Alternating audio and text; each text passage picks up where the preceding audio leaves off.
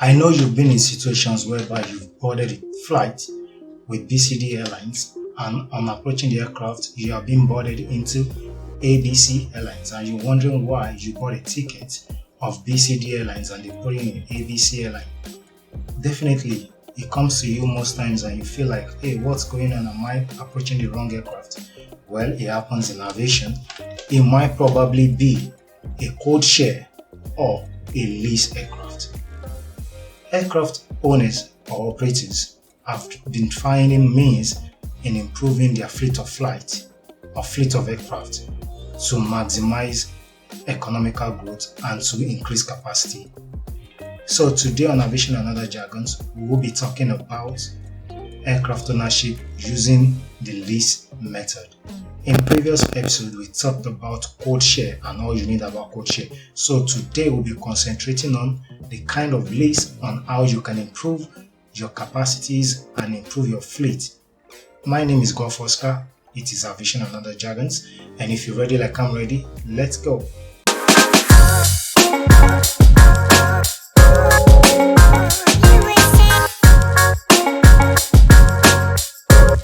In a literally street way, leasing means borrowing. Sometimes you can borrow and lead to ownership. The same way leasing can lead to ownership. But you now wonder why you do that. There are so many reasons why aircraft are leased. It is employed to free up capital resources for the company without interruption in aircraft operation. You need cash. You need to make your fleet grow. So how do you do that?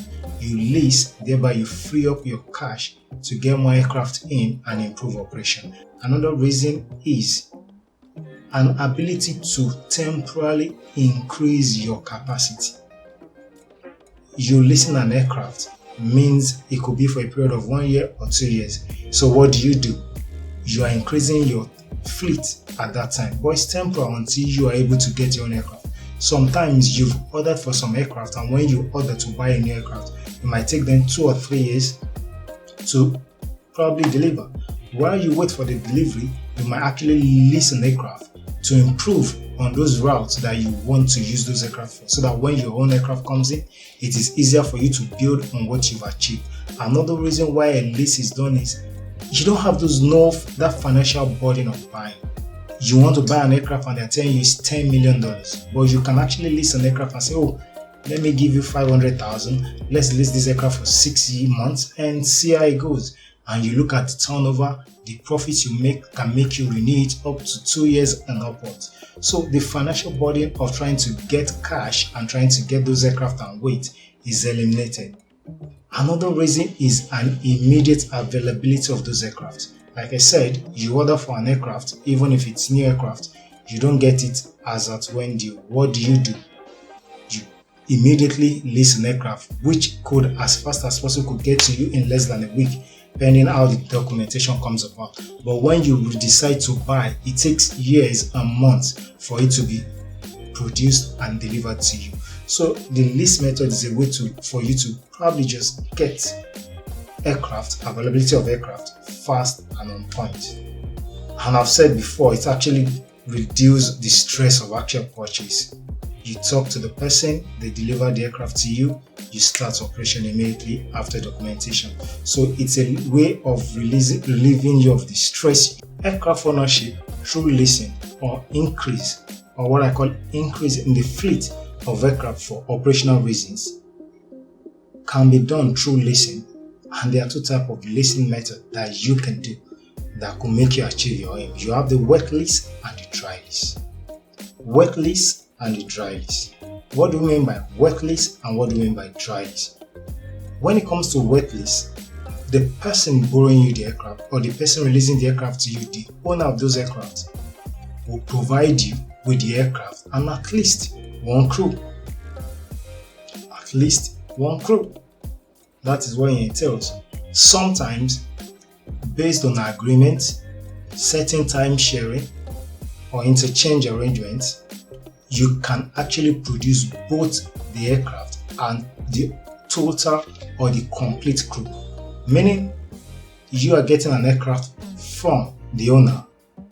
You're not going to supply any crew. The aircraft is coming with its own crew. All you need to do is to provide the route they are going to fly and operation starts. That's what it means by wet lease. You worry less when it comes to wet lease. That's actually it is. You worry less when it comes to wet lease because the owner of the aircraft will conduct adequate maintenance and provide insurance on those aircraft.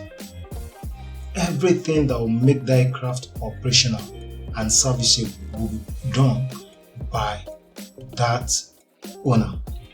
So what you do is you just take a chill, you have your route, and when the aircraft comes with their crew, you give them the information they need and everything will start with the route, with the flight, and with you getting your money and smiling with less stress. So what I term a wet lease is a lease of no stress, no worry. You worry less. So we now talk about a dry lease. In a dry lease, the owner provides the aircraft to the lessee without crew. They just say, okay, this is the terms of agreement. You want a wet lease? No. You want a dry lease? Yes. You're sending the aircraft over. The aircraft comes to you, then you supply your crew and everything that will make it possible. Documentation, registration, everything will be done by you. Insurance, maintenance, you will worry more about those things. That is what the dry lease is all about. And most times, a dry lease is cheaper than a wet lease. A dry lease, you supply the crew, probably pilots that are already in your fleet. The operational control will be by you. In wet lease, it's by them. But in dry lease, the operational control will be by you. But one thing about the dry lease is this.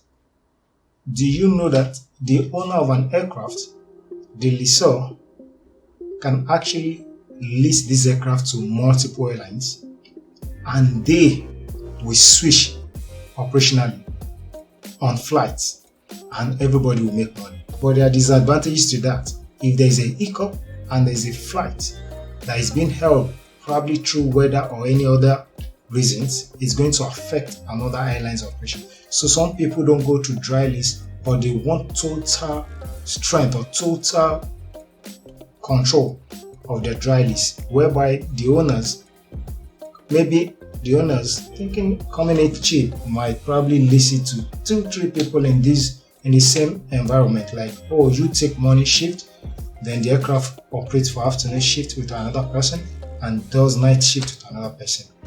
It might affect operationalism. So that might be some disadvantages of a dry lease. But all in all, a dry lease gives you the power, the control, and the operational control of that aircraft. It can be for upward of 2 years or more. You can rearrange and do what you think is right. When you fail, you enjoy it. Sometimes this kind of leasing might probably even lead to total ownership depending on the agreement, the relationship, and how you both benefit operationally, economically in this kind of agreement. Today we told you about how airlines can increase their fleet of operation through the leasing method. Basically, it's for economical growth, it's for them to build capacity, it's for them to expand their route, it's for them to have a longer reach, and it's also for airlines to free up cash to be able to get the aircraft they need and start operation fast, not necessarily waiting for aircraft coming in after ordering them. So for me, I would say, what do I think? What kind of leasing agreement do I think is best? For me, I think dry lease is okay, depending on what you think. But if it's wet lease, because they have operational control over it, sometimes it might conflict with what or how your operation goes about. Their own operational time might not be what might come with what you do. Then the burden of you paying for the aircraft, for the crew at their own terms. Know that when they are coming in, they are expatriates and they will be paid as expatriates. But in a dry lease, it might probably even be your own crew that will just go on that flight, they are being paid salaries and they are doing what they're doing before. So it's just like you just saying, oh, I have a new aircraft. So for me, I would prefer a dry lease.